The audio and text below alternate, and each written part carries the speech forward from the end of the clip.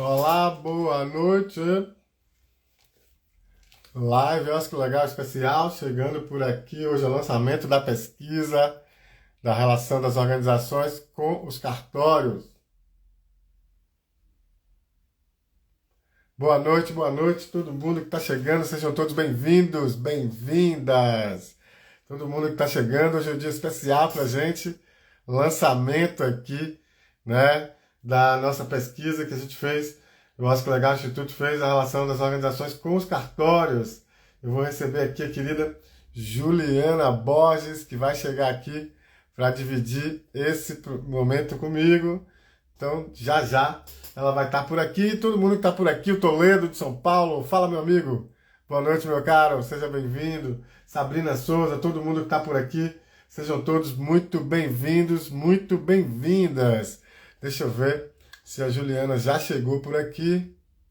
Opa, não chegou ainda, mas assim que ela chegar, então, a gente já conversa. Então hoje, o lançamento da pesquisa está aqui, ela está impressa aqui, mas está disponível lá no nosso site, tá bom? Ela não tem o material impresso, a gente imprimiu apenas alguns para entrega, enfim, mas ela está disponível no nosso site já, www.oscarlegal.org, tá bom? Tá lá disponível, qualquer pessoa é só chegar lá e baixar gratuitamente, tá bem? Não tem cobrança, não tem mail, não tem nada, basta chegar lá e baixar a pesquisa. Também quero boa noite ao pessoal da GBA Contabilidade, a todo mundo que está chegando por aqui. Sejam todos bem-vindos e bem-vindas. Queria dizer para vocês que a gente ainda vai fazer, está devendo ainda, mas vamos fazer o sorteio do livro que nós lançamos recentemente, né? Recentemente teve o lançamento de livro aqui na Live Acho que Legal. Foi esse livro aqui, Terceiro Setor em Movimento, e a gente vai sortear 2 exemplares, tá bom? Uma parceria lá com a LexNet e com o Daniel Maris, advogado, parceria nossa. Olha só, a Juliana já chegando por aqui, vamos. Então, ó, estamos devendo aqui 2 exemplares do Terceiro Setor em Movimento, já já ele vai ser sorteado. Também a gente vai fazer o sorteio do Captação Descomplicada para Pequenas Organizações, esse aqui da Carla da Nóbrega e Vitor Naranjo, tá bom? Vai ter lançamento aqui, vai ter sorteio também. E vai ter aqui também ah, do Rodrigo Mendes Pereira, Associações de Assistência Social, Guia Prático sobre Estatutos Sociais e Pontos de Atenção para a Gestão. Esse livro teve o lançamento lá no Law Summit. Nós estávamos lá com o Rodrigo, ó, no plástico, ainda no plástico, tá bem? E a gente vai fazer sorteio também. Vamos trazer o Rodrigo aqui para falar um pouco sobre esse livro e vamos fazer o sorteio. E aqui também tem um livro muito bacana, que é Manual de Boas Práticas em Organizações da Sociedade Civil, né? A experiência da caravana do Terceiro Setor Centro-Oeste. Então, o pessoal da plataforma Mirosc, lá do Distrito Federal, tem esse livro aqui, e a gente vai também promover aqui o lançamento. Esse é meu, mas vamos ter aí alguns para sortear também, para download, enfim. Então, fiquem atentos, fiquem atentas, essa série de publicações aí, já já a gente vai estar por aqui. Vamos ver o que aconteceu aqui com a Juliana. Ei, Juliana, entra aqui de novo. Você entrou aqui, mas não deu muito certo. Opa, chegou aqui você. Mas sua câmera está invertida. Alô, alô. Boa noite, estava aqui aprendendo a virar a câmera. Ei, Juliana, boa noite. Você está me ouvindo bem? Tô sim, tô te ouvindo. Você me escuta bem? Pronto, escutamos bem, te escuto bem. Boa noite. Seja bem-vinda, minha querida. Que bom Obrigada. que deu tudo certo. É um prazer estar aqui. Bacana. Juliana, fique à vontade, a casa é sua, você já viu as lives, sabe como é. A gente está aqui para apresentar a pesquisa que a gente fez pelo Oscar Legal. Mas, antes disso, para o pessoal que não te conhece, né, a tradição aqui é o seguinte: eu não apresento meus convidados, minhas convidadas, não. Eu digo quem é o nome, mando, passo a bola e a pessoa então se apresenta. Então, o povo já me conhece aqui, são mais de 120 lives, mas se apresenta para o pessoal quem é Juliana, o que é que você anda fazendo, o que é que você anda estudando, como é que você chegou aqui nessa pesquisa. Fala pra gente um pouquinho. Boa noite, gente. Para mim é um prazer estar aqui nessa live com o Lucas, pessoa de referência aí a quem eu já recorri algumas vezes, né, pedindo socorro aí nesse processo de acompanhamento e assessoria das organizações do terceiro setor, sobretudo das pequenas associações. Eu me chamo Juliana Borges, sou advogada popular, trabalho com assessoria a associações, a pequenas organizações e também no direito agrário sobre conflitos fundiários. Então, estou aí trabalhando no terceiro setor há um bom tempo com essas duas pautas.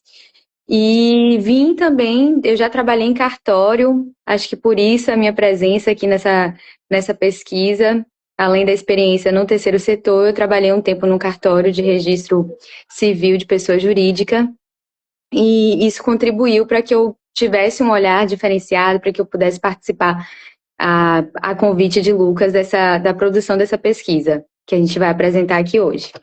Acho que é Pois, isso, Lucas. pois bem, você minimizou aí. Juliana tem uma experiência incrível com pequenas organizações, e quando a gente começou a fazer uma seleção para ver alguém para pesquisar, para estar com a gente nessa pesquisa, ela já estava aqui ao redor, já estava no horizonte e apresentou esse plus aí no currículo, de já ter trabalhado em cartório. Então, além de todo o respaldo técnico, já como pesquisadora, enfim, também trouxe esse olhar de quem já viu por dentro de cartório. Isso facilitou muito o diálogo com os cartórios, a sensibilidade sobre os dados que a gente tratou. Então, eu queria aqui, Juliana, aproveitar para agradecer de público aqui ao todo, né, a sua participação, a contribuição grandiosa e valiosa que você trouxe para a pesquisa. E já tem aqui a Adeane Campos dizendo que Julie é maravilhosa, tá vendo aí? Que beleza, trouxe até o fã-clube também. Então é isso, que bacana. Um prazer mesmo ter você com a gente nesse momento. Queria então só mostrar aqui a capa para o pessoal, dizer que não tem material disponível, são poucos, a gente fez alguns só de amostra mesmo, né? Mas o material está disponível lá no site, eu acabei de botar aí no chat o site também, www.osclegal.org. Então, basta baixar lá no site a pesquisa lá gratuitamente.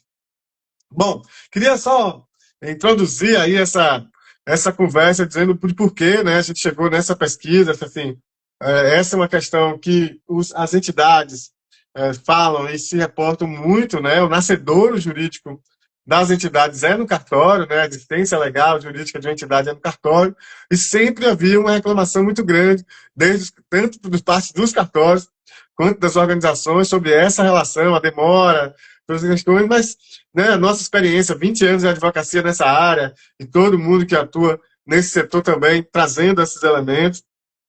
Então, a própria OAB de São Paulo fez um dossiê sobre a visão dos advogados com relação a essa questão do cartório, enfim, que eu recomendo fortemente, já foi objeto de live aqui também. E a gente resolveu ver a visão das organizações, né? Como é que as organizações estão enxergando e sistematizar isso. Porque nós conversávamos com as organizações, elas tinham opiniões, conversávamos com os advogados, eles tinham opiniões, conversa com o cartório, eles tinham opiniões. Então vamos sistematizar isso, vamos colocar tudo num lugar só, vamos jogar luz sobre essa relação. E daí foi o que a gente resolveu fazer. Então contamos com o apoio institucional hoje do Instituto Antônio Carlos Pipose e especialmente para a pesquisa da Fundação Zé Luiz Setúbal, Zé Luiz Egídio Setúbal, a quem a gente agradece imensamente, e metemos a mão nessa história. Então, Juliana, fala um pouquinho para a gente desse comecinho aí, foi bem a hora que você chegou, quando a gente estava bolando essa estratégia, e fala um pouquinho também de como você chegou aqui na nossa pesquisa. Primeiro dizer que foi um desafio, né, a pesquisa, porque a proposta inicial era, a gente fez primeiro umas escutas, né, umas entrevistas semi-estruturadas com algumas organizações que nos ajudasse a pensar um formulário, a pensar quais eram as principais questões, os principais problemas que essas organizações enfrentavam dentro dessa relação com os cartórios. E também fizemos uma escuta dos cartórios, né, de alguns cartórios com um pouquinho mais de dificuldade de acessar, de fazer essa mobilização, mas também escutamos e isso nos deu uma base para fazer um relatório que aí foi respondido por 431 entidades, a gente teve um bom alcance, né, a maioria delas associações, mas aí, paralelo a isso, né, além dessa percepção empírica, né, de como as pessoas veem na prática, a gente também tinha o desafio de analisar as normativas, os códigos de normas de cada estado. E aí são 27, né? Cada qual com uma linguagem, com uma forma com determinadas exigências. Então, aqui eu compartilho com vocês que foi um grande desafio sistematizar, organizar para entender onde é que tem as similaridades, o que é que tem de potencial nessa diversidade, o que é que tem de fragilidade nisso, né? Então, alguns códigos aí ainda precisando serem atualizados, considerando aí o processo de digitalização dos cartórios. Então, acho que eu compartilho aqui com vocês um pouco do desafio que foi colocado nessa minha chegada na pesquisa, de sistematizar todos esses códigos, de pensar também o direito a partir da concepção do direito internacional, como que é o direito de associação no cenário internacional, como que é o direito de associação no cenário nacional, quanto que isso está resguardado, né, na Constituição Federal. E a partir daí a gente entender se essas normativas nacionais, né, que regem, né, todo o nosso território, se eles também estavam sendo observados no cotidiano nessa relação das associações com o cartório. E aí, que Lucas... Muito bom, muito bacana. Acho que você já adiantou um pouquinho das questões que a gente ia colocar. Do ponto de vista, acho que só para trazer, acho que é importante também trazer para o pessoal questões metodológicas também. A gente, a princípio, fez duas opções, né? Uma que era a relação das associações, das atores das associações, e por que não os demais, né? Primeiro, cooperativa social, o registro na junta comercial, então não é no cartório. As organizações religiosas, elas têm suas organizações, né, seus organogramas, enfim, ligados às questões dogmáticas também, então são muito diversas os tipos de organização religiosa que podem ter, a gente não daria conta desse universo. A gente, sim, a partir dessa pesquisa, quer evoluir para fazer pesquisa também neste campo de organização religiosa, enfim, mas num primeiro momento, para o que a gente dispunha, não era o campo de objeto. E as fundações também não eram campo, não eram objeto, porque elas têm uma relação muito íntima com o Ministério Público. Praticamente todo o estatuto, as atas, etc., já vem do Ministério Público praticamente pronto, e o Ministério Público meio que intermedia também e participa dessa relação. Então, a gente não tinha também campo, espaço, tempo e recursos para investigar também o campo das fundações. Então, a gente fez um recorte muito específico para as associações. Isso é fundamental porque também as associações são 60%, são 80% das organizações. Né? Se você compara a associação e a fundação, elas são 82%, 84% nessa proporção. Então, de fato, a gente fez esse recorte metodológico. Outra questão metodológica é o que a Juliana já trouxe, que foi, antes de soltar o formulário eletrônico, né, para as organizações, a gente validou esse formulário. A gente tinha mais ou menos uma ideia do que queria perguntar para as organizações, pela nossa experiência, mas a gente precisava validar isso. Então, o que a gente fez foram algumas entrevistas semi-estruturadas, entrevistas que foram muito interessantes, né? A Juliana já destacou isso. O próprio relatório dessa primeira fase da pesquisa já dava um bom caldo, né? Já dava um bom resultado, já apontava coisas super interessantes para a gente, ajudaram a gente a amadurecer os nossos formulários e trouxeram algumas hipóteses, inclusive, que foram muito interessantes. Algumas que se confirmaram e outras que caíram por terra em absoluto. Né? Trouxeram coisas interessantes. Tá? Então, por exemplo, quando a gente fala da... Vou quero adiantar um pouquinho, Juliana. A gente falou da LGPD, né? Quando a gente fala da LGPD, uma das nossas entrevistadas, uma de cartório de interior, ela disse, olha, não tem algo assim, não tem LGPD que segure língua de fofoqueiro de interior. Porque as pessoas bebem junto, o cara da instituição, a pessoa do cartório, o advogado que assina, o contador, todo mundo está na mesma festa, todo mundo bebe junto, todo mundo se conhece. Então, a LGPD aí, ela fica meio embaçada diante de tantas relações próximas, etc. A questão dos dados sigilosos, eles ficam aí mais complicados, a gente tem muita risada. Claro, um exagero, mas a gente ilustrou, né, uma passagem da pesquisa também com um pouco dessas inserções, dessas perguntas abertas, desse diálogo que a gente teve com os cartórios. Aliás, queria agradecer a cada uma das pessoas que tanto participou das entrevistas, quanto respondeu lá ao survey, quanto também aqueles parceiros que ajudaram a mobilizar parceiros que ajudaram a divulgar a pesquisa, a BCR, a BONG, a Plataforma Miroski, todos os atores, o site Prosas, tantos outros atores e parceiros do Observatório do Terceiro Setor, que fizeram essa divulgação e também mobilizaram as pessoas para participarem, para responderem à pesquisa, e a gente ficou muito feliz com o resultado também dessa mobilização. Queria agradecer a cada um, o Instituto Filantropia também, e todo mundo, GIF, e todos os atores, pequenos ou grandes atores do setor, que se mobilizaram, que divulgaram, que mandaram nos grupos, que pediram e que participaram mesmo diretamente. É sempre bom, né, contar com cada um de vocês. É assim que a gente faz, né, produz conhecimento também para o setor. Bom, a gente fez essa opção, né, por as associações, e quando a gente abriu o server, né, foi a público, abriu o server e tal, eram para 500 organizações, nós conseguimos 431 respostas, e daí a gente foi ver lá que 8% dessas respostas não eram de associações, eram de fundações, cooperativas ou organizações religiosas. Hein, Juliana? E a gente, bom, o que a gente vai fazer com isso? Né? Nós vamos considerar? Não vamos considerar, porque afinal de contas a pesquisa sobre associações. Daí a gente foi ver as respostas.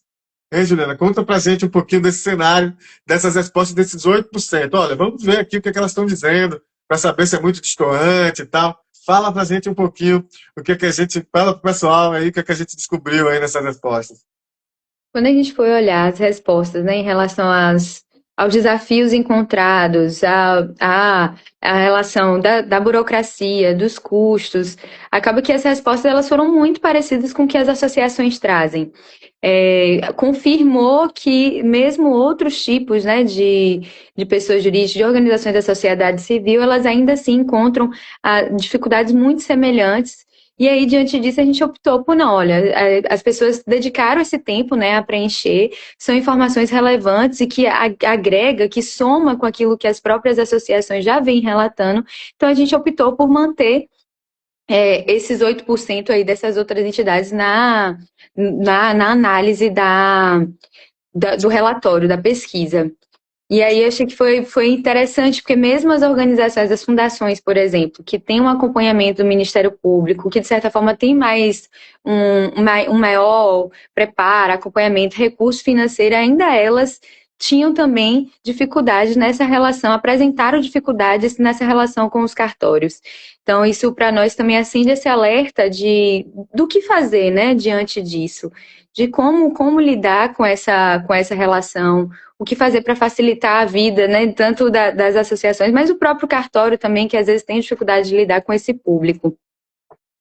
Bacana, muito bacana. E foi uma experiência muito interessante. Bom, para entrar um pouco no texto da pesquisa, a gente apresenta, num primeiro momento, o direito internacional, então, colocando o direito de associação como um direito humano, né, porque é isso que está nos documentos e nos tratados internacionais de direitos humanos, desde a Declaração Universal dos Direitos Humanos, ela diz que o ser humano, né, o cidadão humano, enfim, ele tem o direito de se agregar a outras pessoas por causas coletivas, sociais, enfim. Então, isso é garantido desde a Declaração Universal dos Direitos Humanos e outros tratados internacionais. A gente faz isso de forma muito resumida, tá bom? Não traz todos os tratados, faz um livro inteiro sobre isso, mas a gente localiza isso porque é super importante, né? Saber que quando uma associação vai ao cartório, ela não está desprovida de legislação. Tem toda uma legislação por trás. Ela vem desde o direito internacional, está respaldada desde o direito internacional. Às vezes, uma pequena organização chega ali e parece que está fazendo um favor. Não, ela tem direito de estar ali, né, respaldada desde o direito internacional. Então, isso é super importante para a gente também. Nós trouxemos, logo abaixo também, o direito constitucional. Então, o que a lei maior do país, a Constituição, diz sobre o direito de associação, sobre esse direito de associação? Então, ele é considerado um direito fundamental do país, está lá no artigo 5º, tem 5, 6 incisos que tratam sobre isso, né? A questão da não intervenção do Estado, da autonomia da organização. Então, a gente traz isso também. Juliana, considerações aqui da parte constitucional, internacional? Acho que a única vedação que tem na Constituição é que não pode ter organizações com finalidade ilícita de caráter paramilitar. Então, a liberdade de associação, ela deve ser, né, respeitada e exercida, e tendo como única vedação as associações e organizações de caráter militar, que a Constituição proíbe. Fora isso, nenhum outro tipo de impedimento, de registro de uma associação, ele é constitucional, porque parte do princípio da intervenção mínima do Estado. Então, as pessoas, elas precisam, para fortalecer o processo democrático, elas precisam ter autonomia para se organizarem, para se reunirem, para pensar pautas, para melhorar políticas públicas, para fazer suas reivindicações. E por isso está colocado como uma garantia constitucional, como direito fundamental, a liberdade de associação. Muito bom.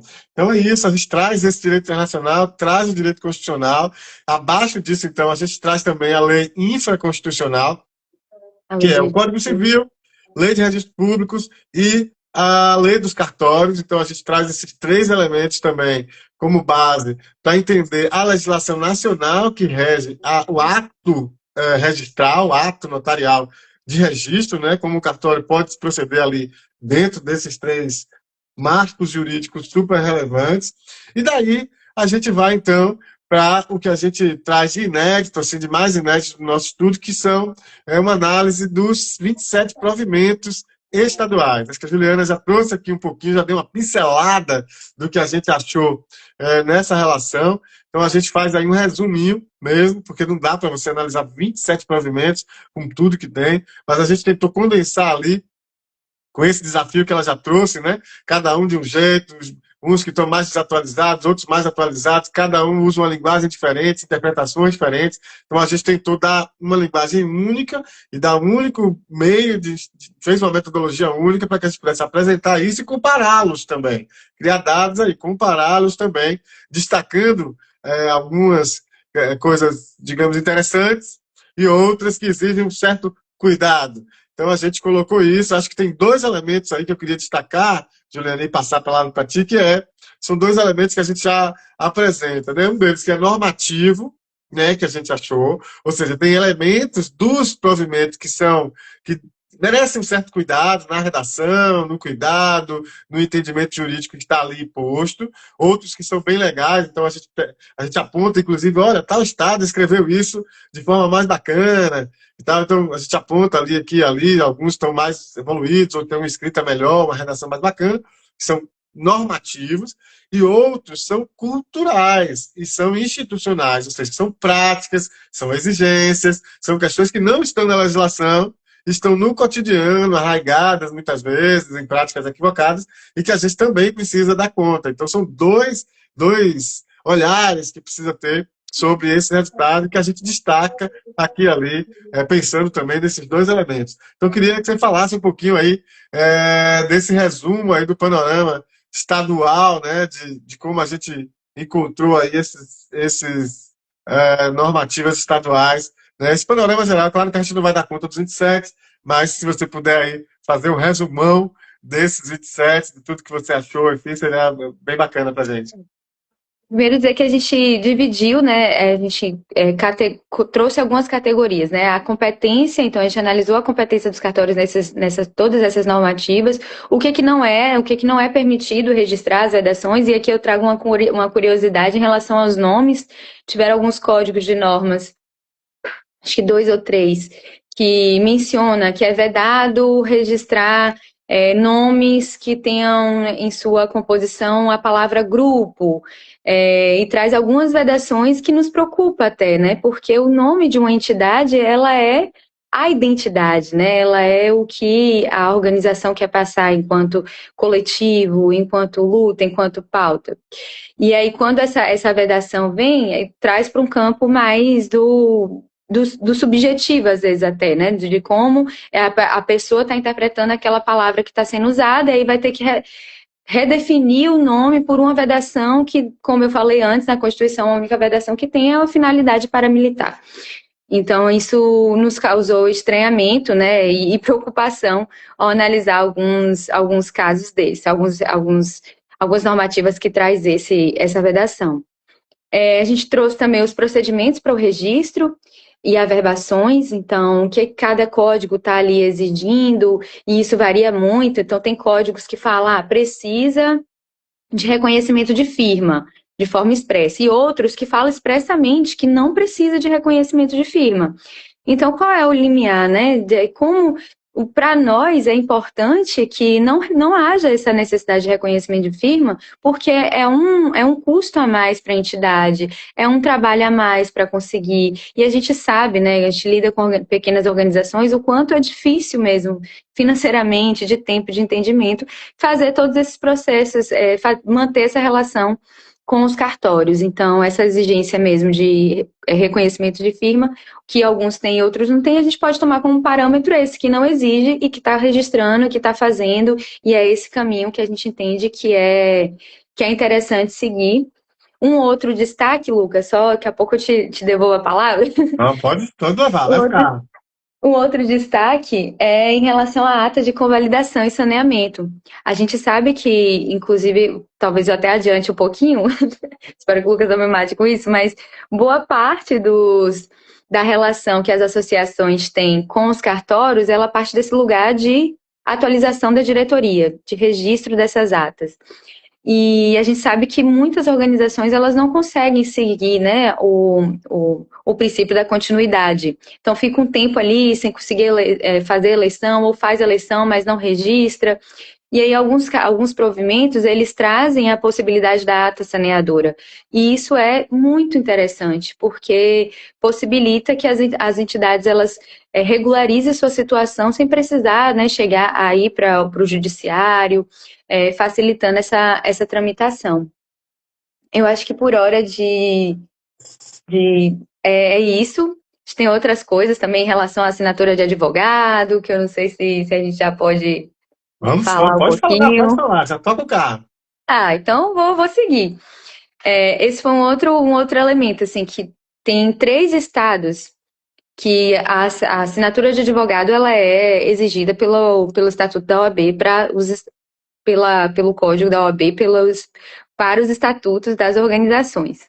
Para registro, na verdade, para registro registro de qualquer tipo de pessoa jurídica, se exige a assinatura de um advogado para dar chancela jurídica. Exato. Aí chega o código de norma e de alguns estados e diz que não, que para atualização, que tudo bem, para registro sim, para abertura, né, da pessoa jurídica precisa da assinatura, mas se houver alguma alteração ao longo da história dessa entidade, o advogado não precisa mais assinar, não precisa revisar. O que, para nós, enquanto advogados, isso é um problema, porque uma coisa é o que eu assino, e aí outra coisa é o que a pessoa vai fazer com aquilo que eu assinei. Eu não posso me responsabilizar por uma alteração estatutária que foi feita sem a minha anuência, né, sem a minha correção. Então, a gente enxerga tem uns que são omissos, que não falam nada em relação à alteração, mas tem uns que são expressos, que diz que não precisa. A gente enxerga isso como uma fragilidade que gera insegurança jurídica, né, tanto para nós advogados quanto para o próprio estatuto que está sendo alterado sem uma revisão de um profissional. Dizer, Juliana, nesse ponto que a gente é a favor da segurança jurídica. Então, isso é importante para o cartório, isso é importante para a entidade, isso é importante para os profissionais. Então, a gente entende que em determinadas situações, então, sei lá, tem lá no estatuto, a pessoa entregou errado o número do CEP. Nossa, você não vai precisar pegar um advogado, contratar um advogado para mudar o número de um CEP. Tudo bem. Agora, se tiver elemento jurídico substancial, é preciso ter chancela jurídica, e isso quem faz é o advogado de acordo com a lei. Isso é importante para resguardar a segurança jurídica para a entidade, para o profissional e para o cartório também. Isso é super delicado, esse tipo de situação, e que bom que você trouxe aí, dentre outras coisas. Queria aproveitar, Juliana, essa paradinha aí para você beber uma água também e cumprimentar todo mundo que está por aqui, que está chegando. Sejam todos bem-vindos, bem-vindas. Cumprimentar também quem assiste depois a live. Você sabia, Juliana, que o pessoal assiste a live assistindo, lavando roupa, lavando prato. Tem gente que faz isso. Eu sempre dou uma dica aqui que é o seguinte: não misture roupa colorida com roupa branca, que dá problema, tá bom? Então, a dica do dia, aqui de sempre, na verdade. Então, você que está aí lavando roupa, essa é a dica. Você que está lavando prato, cuidado com o sabão, não deixa o prato cair, não deixa a xícara cair. Eu faço direto. Então, confesso aqui, eu confesso. Não deixe cair. tá certo? Certamente não é culpa minha que você deixa cair aí, porque eu tô aqui trazendo informação bacana. Então, mas, né, tem gente que fala que faz o Legal Flix. Teve uma moça que me falou, eu achei muito engraçado, que ela disse que não, eu peguei o final de semana para assistir as lives, assisti umas 8 lives seguidas. Essa, como é que ela aguenta? Ela fez um Legal Flix, passou o final de semana maratonando as lives do Nosso Legal, porque aprende bastante, porque traz informação. Então é isso. Para você que está assistindo depois aí, um abraço grande, assim, minha gratidão por tudo isso. E tá aqui a Neinha querida, lá de Igaporá, aqui na Bahia, Claudiné, querida, grande liderança, dizendo que está fazendo jantar. Tá vendo você? Então tá aí também, tem de tudo nesse negócio. Queria que o pessoal pudesse botar aqui também de onde está assistindo aqui a live, onde está falando, qual é o estado. O Antônio Pereira está dizendo que assistindo Uber, no metrô. Tá vendo? Tá andando por aí de Uber, de metrô, tá assistindo também. Então, bacana, queridos, que massa. Fico feliz de poder estar aí com vocês, andando com vocês, e poder contribuir de alguma maneira aqui. O pessoal do Instituto Ressignificar está dizendo que está vivendo. Estamos lavando louça e ouvindo vocês. Olha aí, que beleza. Então, um abraço a todo mundo, uma honra cada um de vocês estar por aqui, tá bom? Então, eu queria só trazer um resumão aí, acho que a gente fez uma avaliação, vocês já entenderam, né? Uma avaliação dos provimentos estaduais. O que a gente percebeu com uma fragmentação normativa, né? Como a gente está dizendo, cada provimento fala de um jeito, e essa uma ausência de padronização. A gente não quer uma padronização que seja um só, mas que pelo menos você tenha um nível de racionalidade, de entendimento, de segurança jurídica no entendimento daquilo. Avaliação de exigências e aumento de burocracia aqui e ali, né? Prazos e a questão da morosidade institucional, aqui e ali, a questão dos prazos também. Tem até uma questão de prazos, né, Juliana, engraçada, que a gente viu por aí. A questão das notas devolutivas e a insegurança procedimental. Cada cartório faz de um jeito, cada atendente resolve de um jeito, então isso também é um problema. A gente também procurou identificar inovações e boas práticas, né, também, não só de problemas, né, muitos cartórios têm feito muita coisa boa no sentido de melhorar o atendimento, de avançar, então a gente também está trazendo isso, mas também a gente está aponta, né, pontos de atenção e possíveis excessos regulatórios também, né, trazemos aí uma síntese analítica das normas e das práticas também, como a gente disse, tem uma questão normativa e tem outras que são estruturais e procedimentais também. Aproveitar para cumprimentar o povo aqui, ó, Juliana, o povo já está identificando aqui, já está falando, a Neinha de Caporã, lá aqui no interior da Bahia, já tinha se identificado, tem aqui também o Instituto Ressignificar lá de Curitiba, no Paraná, tem o Martim de Erechim, no Rio Grande do Sul, e o Tiago, querido, o foco da Bahia, que é do Conselho de Fomento e Colaboração do Estado da Bahia, Tiago, que é secretário executivo. Um beijo, Tiago, obrigado aí pela sua participação por aqui, sempre uma honra ter você aqui também. Bom, vamos falar um pouquinho, então, da pesquisa em si. O povo quer saber o que, as ONGs estão dizendo também sobre essa relação com os cartórios. Primeiro, Juliana, traz para a gente um pouco do perfil das organizações. Eu quero adiantar logo que nosso público, eminentemente, o diálogo que a gente faz, o trabalho que a gente tem feito é de atender pequenas organizações, e isso foi refletido também na mobilização que a gente fez. Não que a gente despreze ou não goste, muito pelo contrário, muito antes do contrário, a gente também, né, sabe a importância das grandes organizações, mas a gente tem uma especial atenção com as pequenas organizações, porque elas não têm espaço nenhum de vocalizar, de trazer, de traduzir suas demandas. Então, aqui a gente faz questão de tentar entender, de tentar ouvir, tentar trazer essas demandas das pequenas organizações, porque elas fazem muita diferença na vida das pessoas, das comunidades, e isso a gente respeita demais, demais, demais. Então, a maioria foi de pequenas organizações. Eu queria agradecer mais uma vez a todos os parceiros que ajudaram a mobilizar e essas organizações também. Então é isso, Juliana. Fala um pouquinho para a gente desse perfil de organizações que respondeu à pesquisa. Um perfil muito diverso, né, Lucas?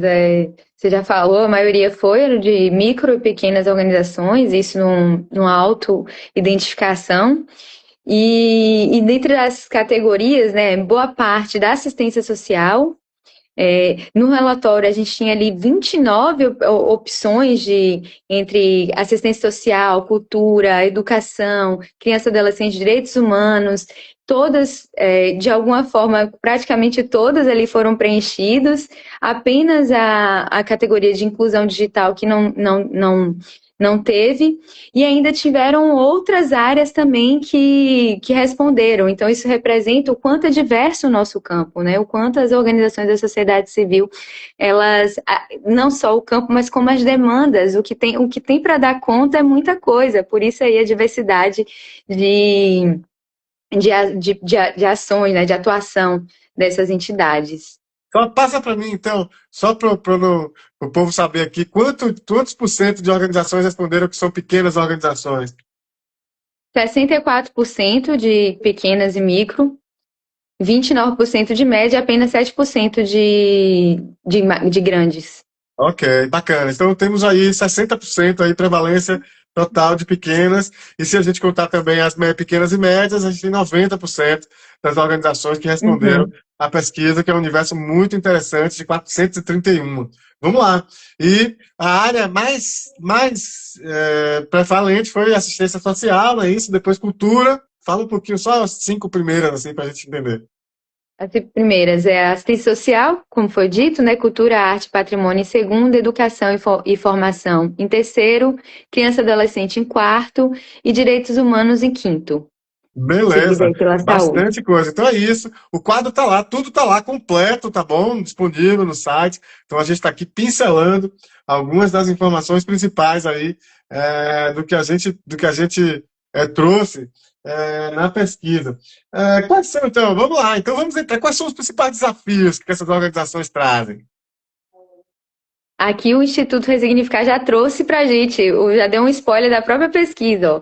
Cartórios com taxas muito caras, né? Esse foi o principal desafio que a pesquisa identificou, que o alto custo foi colocado como um desafio, a exigência, né, a burocracia excessiva também foi colocada como uma principal barreira enfrentada, e aí desde as organizações mais velhas até as organizações mais recentes, essa exigência excessiva, a burocracia excessiva foi colocada como uma barreira de acessar e de regularizar as associações. Juliana, eu queria até trazer aqui, eu lembrei daquela história muito bacana que a gente na entrevista, eu falei isso aqui logo no começo, que na entrevista, gente, a gente entrevistou uma entidade, ela disse assim pra gente, ó, no começo era mais difícil a relação com o cartório e tal, mas aí veio o tempo, veio a relação de confiança, aumentou a confiança, e daí foi melhor, foi melhorando, ficou bacana. Então a gente criou a hipótese de que essa relação melhorava com o tempo, né, de que as entidades mais novas ela tinha mais problemas, e com o tempo ela ia melhorando a relação, seja por confiança, que é uma palavra que a gente não gosta muito, que é uma relação republicana, né, burocrática, não é de confiança, é uma relação com base na lei, mas de todo modo a gente entendeu ali, não sei como o que isso queria significar. Enfim, então a gente foi olhar a mais velha. E, bom, já que é uma relação que o tempo melhora, né, Juliana? Vamos pegar a mais velha de todas para ver o que é que ela diz. Fala pra gente o que é que ela dizia. Então, a organização mais velha que respondeu o formulário tem 125 anos de existência e ela apontou como principal problema, a principal barreira enfrentada a burocracia e os altos custos. Aí eu brinquei com o Lucas assim, nossa, são 125 anos de burocracia, gente, é muito tempo para lidar com isso, viu? Então, ou seja, a nossa hipótese caiu. E Uhum. absolutamente. Não existe isso. Uma entidade de 125 anos reclama da mesma coisa de todas as outras. Daí, para não dizer que a gente pegou uma só, a gente pegou, como foi aí, Juliana? Fala pra gente esse N que a gente pegou aí das entidades mais longevas.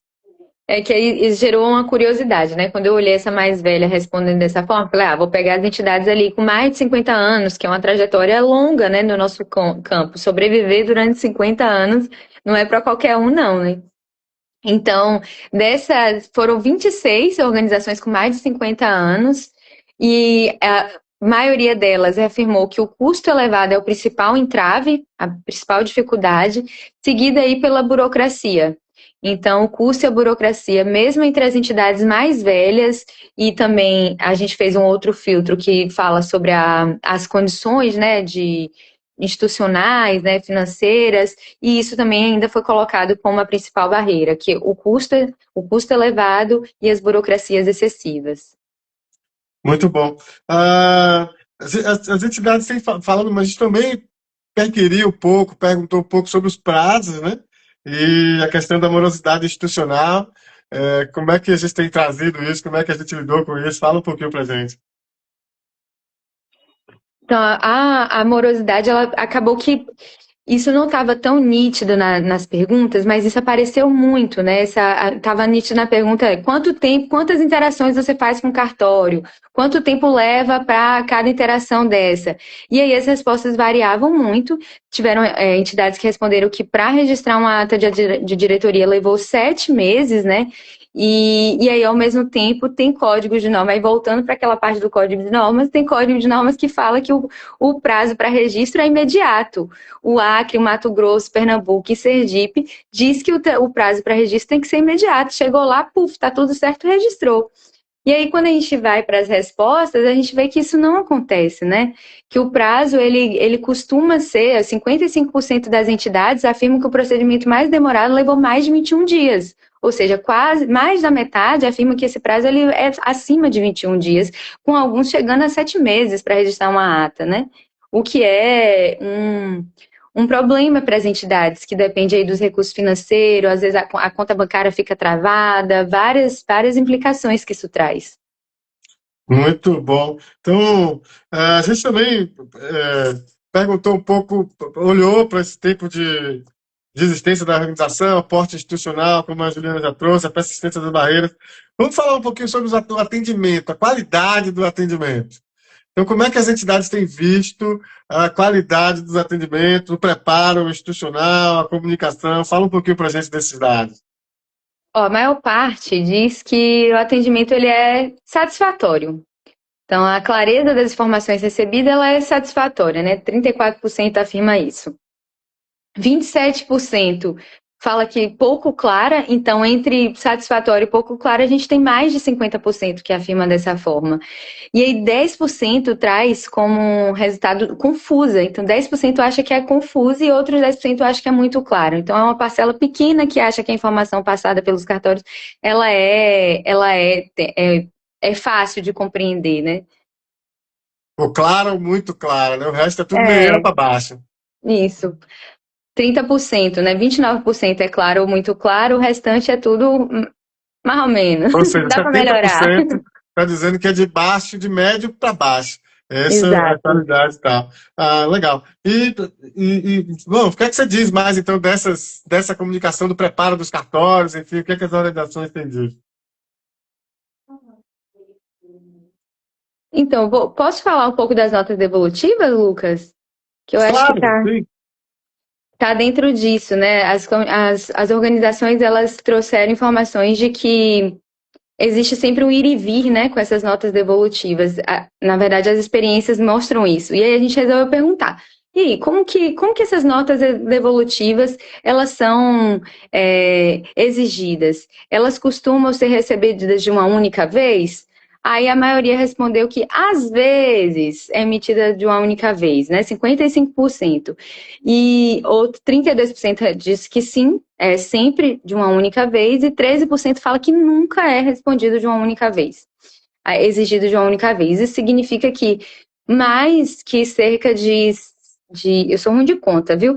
De quase 70% fala que precisa ir lá, aí volta, tem outra exigência. Isso apareceu também nas respostas abertas, né? De que se você é atendido por uma pessoa, vai vir uma nota devolutiva. Você volta, é atendido por outra, é outra nota devolutiva dentro do mesmo cartório, outras exigências aparecem.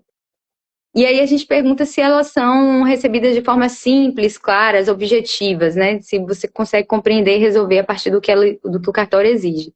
66% afirma que só às vezes a nota devolutiva ela é simples, clara e objetiva. E aí 9% diz que nunca é assim. E 25% diz que sempre. Sempre é de uma forma clara, objetiva. E aí, por último, a gente pergunta também sobre a base legal, se elas são fundamentadas, né? Se as notas evolutivas são fundamentadas. Aí 51% diz que às vezes elas são fundamentadas, 32% sempre fundamentada, 15% nunca, e aí apareceram outras informações, o que eu achei muito curioso, porque significa dizer que, ó, tem algumas exigências que não tem uma base legal, né? É o que foi um dado que veio errado, uma informação que veio errada no CPE, no CNPJ. Então, ali não existe uma fundamentação legal para aquela exigência, e aí a pessoa que respondeu disse, olha, normalmente é fundamentada, mas tem algumas situações que não existe razão para fundamentar. Muito bacana, muito bacana. Queria chamar a atenção, dentro desses dados, para o que apareceu na pesquisa sobre o desnivelamento das equipes.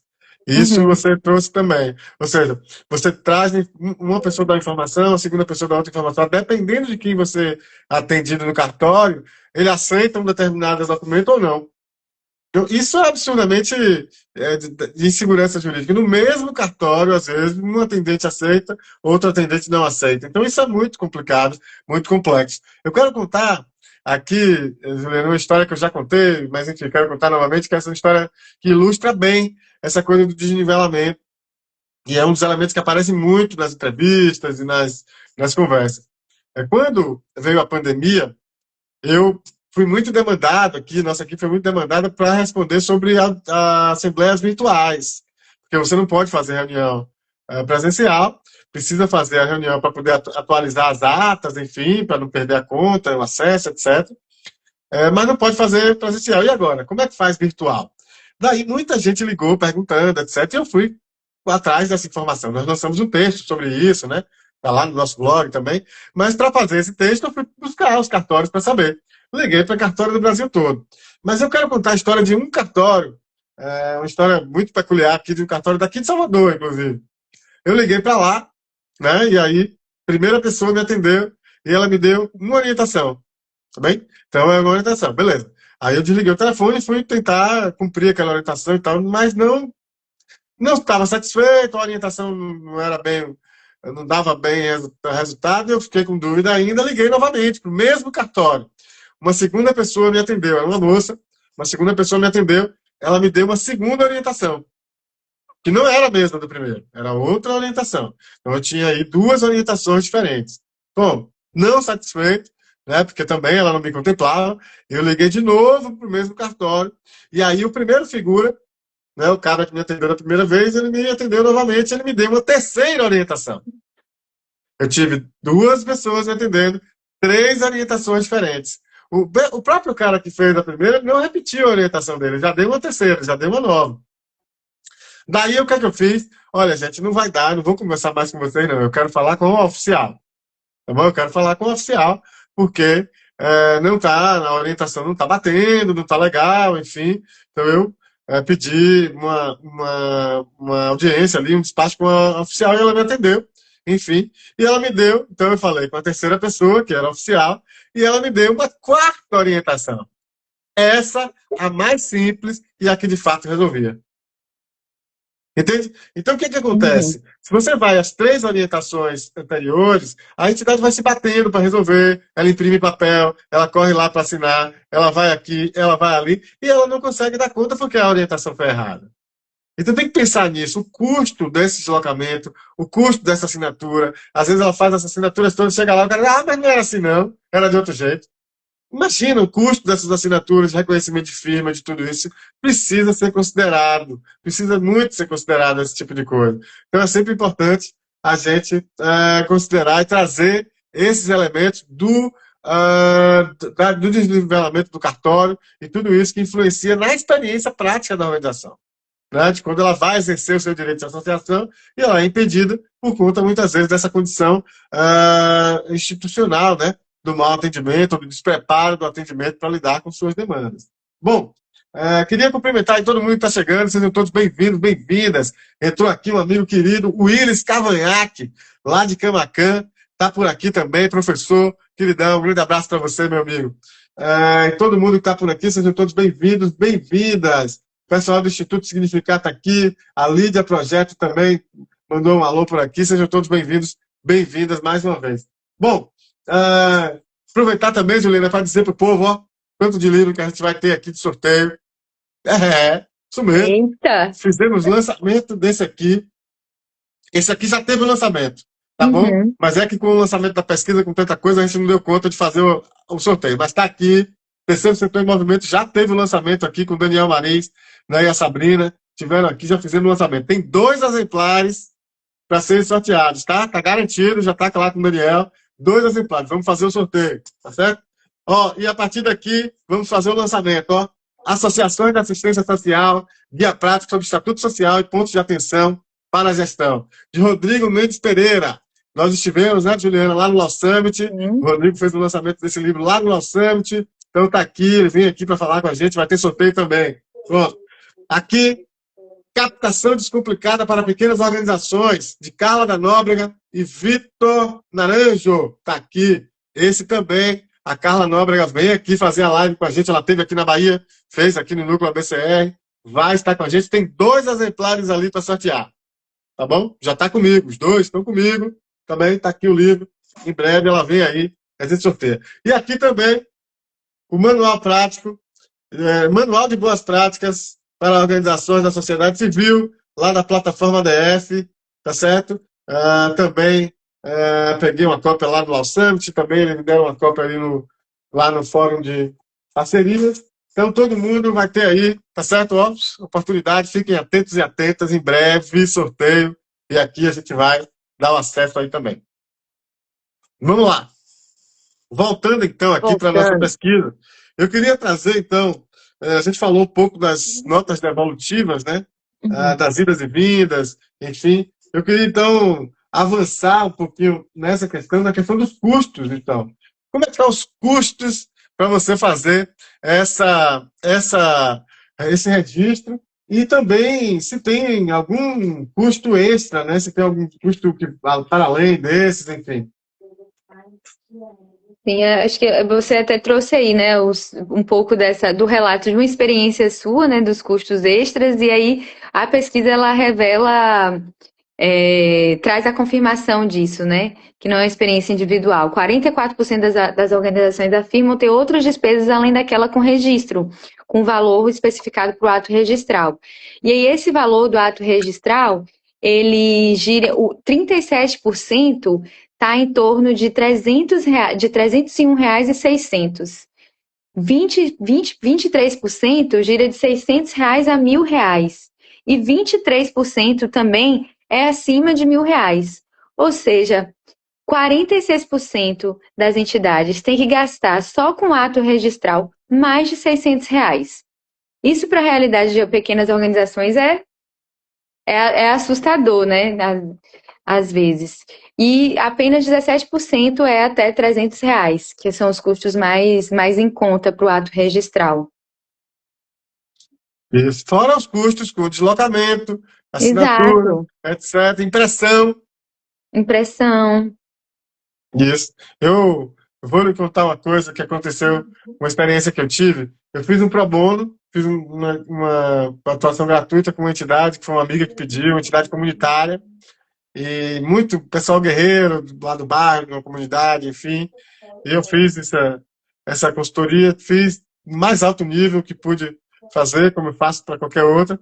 E daí eles conseguiram lá, muito custo, juntar um dinheiro, vender umas garrafas, etc., para juntar o dinheiro para eles fazerem. Eles optaram em fazer no papel, não quiseram fazer eletrônico, acharam mais difícil e tal. Então, tudo bem. Aí eu passei a documentação para eles, eles cotizaram lá, imprimiram, conseguiram tudo. Eu assinei e foi para o cartório. E o cartório mandou uma nota devolutiva que no mérito não tinha nada. A única coisa que eles queriam é que tirassem que tirasse as abreviações, as siglas do hífen e botasse no parêntese. Gente. Ou, ao contrário, tirasse do parêntese e colocasse no hífen, porque em respeito à ABNT. Então, eles queriam que fizesse isso na ata, no estatuto, tudo muito bonitinho, substituísse tudo. Era a única coisa que eles queriam, era isso. Que tirasse do hífen e botasse no parênteses, ou vice-versa, ou tirar do parêntese e botar no hífen. Era só isso. Não tinha mérito, não tinha mais nada a se fazer ali. Aí eu liguei pro cartório. A mulher ficou desesperada lá no cartório. Desesperada. porque ela não tinha grana, não ia ter grana para passagem, não ia ter grana para imprimir, não ia ter grana para ir atrás das pessoas, não ia ter mais dinheiro para reconhecimento de firmas, nada, por causa disso. Eu liguei para o cartório e pedi que ele se sensibilizasse com aquela situação, porque era uma instituição comunitária. Aí ele ainda disse, não, mas né, tá com um advogado especialista e tudo, né, deu aquela piadinha, e eu disse, olha, eu sou especialista, mas eu estou fazendo um pro bono aqui, justamente pela situação da entidade, eu peço o senhor e tal. E eu disse a ele, olha, em nome da boa relação aqui com o cartório, eu atuo com isso há 20 anos, certamente teremos outras entidades aí. Da próxima vez eu farei questão de colocar dentro das regras da BNT, porque também, né, como uma pessoa que trabalha com a escrita e tal, também respeito isso e tal, foi um equívoco, mas diante dessa situação que ele considerasse, o único elemento foi esse, se tivesse algo jurídico substancial, também faríamos, mas que considerasse, ele considerou.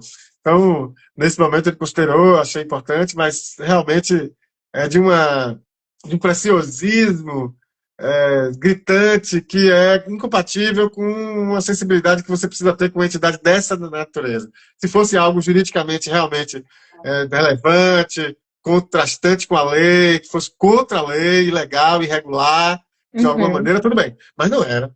E Né? o próprio Código de Normas não traz essa exigência, né, de seguir as normas da BNT. Exatamente, não é uma coisa que anula o documento em si. Então, de fato, houve isso. Então, é para a gente contar um pouco dessa experiência aí, para o pessoal saber que dá para argumentar também. E outra coisa, gente, seguinte, a gente não está contra cartório lá, não, ao contrário. A gente quer jogar luz nessa discussão para melhoria dessa relação, né? Eu tenho muito respeito ao ato registral e aos cartórios, sou filho de funcionário de cartório, nem poderia ser diferente. Tenho conhecido cartórios do Brasil inteiro de altíssimo nível, e lá em São Paulo, inclusive, a gente viu lá a experiência dos cartórios de São Paulo, em parceria com a OAB, como isso tem evoluído bastante. Então, a gente está querendo, na verdade, melhorar a relação, e não está aqui fazendo acusação de nada. Bom, vamos falar então do processo eletrônico, Juliana. Também a gente perguntou, gente, sobre o preparo das organizações, se elas se sentiam preparadas para lidar com os cartórios, e a gente traz esses dados aqui também. Mas eu queria falar um pouco do processo eletrônico, Juliana. Traz para a gente, então, esse dado do processo eletrônico. As entidades têm utilizado, não têm utilizado? Como é que anda isso? As entidades têm utilizado ainda pouco, né? Não é tanto quanto poderia, né, em termos de facilidade. Então, 26% já utilizou o processo eletrônico, 13% afirma que sempre utiliza e 61% nunca utilizou o processo eletrônico dos cartórios. E aí as razões para isso, elas variam um pouco, né?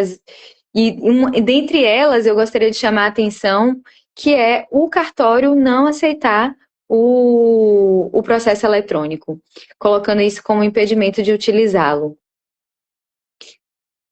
18%, então, aparece. 19% de organizações declaram que foi exigência do cartório a não utilização do processo eletrônico, o que nos causa uma preocupação tremenda. A gente também tem uma preocupação, por óbvio, com o acesso. A gente sabe que pequenas organizações, muitas vezes, o dirigente, é o celular do dirigente ali na internet que de vez em quando pega. Então a gente sabe também da falta de acesso, mas para aquelas que têm acesso, né, que optam muitas vezes pelo eletrônico, é muito por desconhecimento, que não utiliza, mas também, e isso é que é o preocupante, por exigência do cartório de que ela não faça um processo eletrônico. Então, isso é muito, muito preocupante. Vamos lá. Que tipo de assinatura, então, o pessoal tem utilizado? .gov está valendo, não está valendo? Fala um pouquinho para a gente, então, Juliana. Paulo, sim, eu acho que só mais um ponto é que a boa parte de quem utiliza o processo eletrônico afirmou que facilitou a vida, né? Então, 74% afirma que sim, que facilitou a utilização do processo eletrônico, 12% que dificultou e 14% tanto faz. E em relação às assinaturas, boa parte das assinaturas, os códigos de norma falam das assinaturas do ICP Brasil, mas ainda a assinatura do Gov ainda é uma questão, né? Nem todos os cartórios aceitam a assinatura do Gov. mas 50% deles diz que já usou o Gov como uma plataforma, 28% utiliza essas plataformas do padrão ICP Brasil, Duxing e outras, e 17% utiliza certificado computador A1 e 5% ainda utilizou assinatura física em meio digital, que é uma curiosidade também. Então, dentro do processo eletrônico, 5% afirma que utilizou assinatura física. É um dado surpreendente, né? Uhum. Porque demonstra que, de repente, os cartórios ainda estão fazendo as coisas no papel, né? Uhum.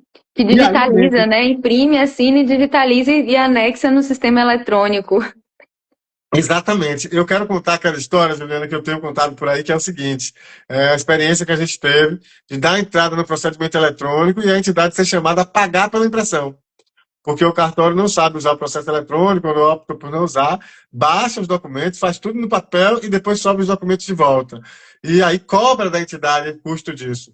Isso é errado. Porque, pelo princípio da forma, a entidade escolheu, optou por fazer eletrônico. E os custos dessa operação física, ela elimina. Então, o custo é o eletrônico apenas. Então, não pode o cartório repassar para a entidade algo que ele escolheu fazer daquela forma. Entende? Então, tem aí o princípio da forma que a gente precisa respeitar. Então, cartórios, por favor, hein? Vocês estiverem imprimindo e cobrando da entidade, vamos lá, hein? Bom senso, né? É sempre bom, tá certo? Não pode, tá certo? Não pode mesmo. Vamos lá. E ainda mais que tem legislação que determina já a digitalização de todos os cartórios, né, e dos procedimentos. Então, esses impedimentos de fazer o registro digital ou de obrigar a entidade a pagar por essas impressões, elas tá completamente fora do que se espera, né, de um cartório de registro civil. Isso, De pessoa legal. jurídica. Vamos está indo finalizando aqui, estamos Uhum. aliás, já passamos do horário. Queria só trazer os últimos pontos, então, Juliana, a questão da LGPD, dos dados, né, de como têm sido utilizados os dados nos cartórios. Então, fala um pouquinho para a gente. Os cartórios têm informado as organizações. Primeiro, as organizações não conhecem a LGPD. Isso é um cenário que eu já vi aqui, já teve live sobre a Lei Geral de Proteção de Dados aqui, mais de uma. Quem quiser assistir é só procurar no nosso canal. Mas as entidades não conhecem a Lei Geral de Proteção de Dados. Esse é um dado, esse é um ponto. Então fala pra gente aí, os cartórios conhecem, estão preparados, o que é que as organizações têm dito? Então, 78% afirma que o cartório não explicou para que usaria os dados pessoais. E aqui a gente está falando de CPF, de nome, de endereço, que está tudo lá, né, nas atas, nos estatutos. E aí 78% afirma que não foi informado sobre como usaria, e 22% diz que sim, que houve essa informação. E aí a gente pergunta também, você tem alguma preocupação específica com a utilização dos dados dos integrantes fornecidos pelo cartório? Então, como que o cartório vai utilizar? Você se preocupa com isso? E aí 51% afirma que não se preocupa com isso, que é o que o Lucas está trazendo também, às vezes, o próprio desconhecimento das entidades em relação à lei de proteção de dados. 29% afirma não saber e 20% se preocupa com de que forma os dados fornecidos para o cartório eles estão sendo utilizados pelo próprio cartório. Eu quero trazer só uma das falas, né, que a gente captou aí. Diz o seguinte: além da falta de clareza de como o cartório armazena esses dados, não se sabe se eles podem usar para outros fins que não sejam relacionados aos documentos de registros cartoriais. Então, essa é a sensação que a gente trouxe aqui. 78% diz que os cartórios não explicou como é que usa os dados pessoais das pessoas. Então, isso é um dado preocupante. Alô, a LGPD mandou lembrança, hein, gente? Tanto para as organizações quanto para os cartórios, é importante. A Lei Geral de Proteção de Dados, tá bem? Então é isso, gente. Vamos lá, Juliana, vamos trazer aqui a finaleira da nossa pesquisa. Vamos falar um pouquinho rapidinho, então. Quais são os 5 principais problemas que a gente, então, desafios nessa relação das associações com cartórios, que é o que a gente conclui lá na nossa pesquisa? Primeiro, os altos custos, foi o que mais apareceu. Muita burocracia com exigências documentais excessivas, confusas e às vezes infundadas. Terceiro, demora para concluir os serviços solicitados, como a gente falou, a média é mais de 21 dias, né? Quarto, a falta de padronização sobre as exigências documentais e interpretações normativas, o que leva a inúmeras idas e vindas, que é essa relação com as notas devolutivas. E quinto, a ausência de atendimento qualificado e específico para as associações com tratamento adequado e sensível. E aqui eu gostaria de destacar, Lucas, que me surpreendeu quando a gente perguntou sobre a preparação das entidades e por onde elas se informam para ir até o cartório, a maioria delas, 31%, se informa por advogado. Então, existe o interesse das entidades de se informar, de manter de tentar estabelecer uma boa relação com os cartórios a partir daí. E ainda assim, a ausência de atendimento qualificado e sensível foi o que apareceu como uma das principais barreiras nessa relação. Muito bacana, boa, excelente essa observação também. Vamos lá, vamos trazer então aquelas recomendações, aquelas questões que a gente traz ali na nossa conclusão. Acho que o atendimento para ter. Vou começar pelo atendimento, né? Que a gente estava falando disso. Então, atendimento, ter canais de atendimento específico para o terceiro setor, fornecer materiais que oriente, qualificação. E aqui, eu destaco que é materiais que oriente, não é o que condena, não é que tem que ser igual àquilo que está sendo fornecido, mas que sirva de base para que as entidades consigam produzir os seus próprios materiais com a sua autonomia. Qualificação dos atendentes dos cartórios e transparência dentro dessa relação, até porque os cartórios estão com finalidade pública e tem o princípio da transparência. Desburocratizar, então, as exigências documentais nos limites da lei, de acordo com as especificidades das associações, e aí tomando como referência normativas que são mais simplificadas, isso é importante.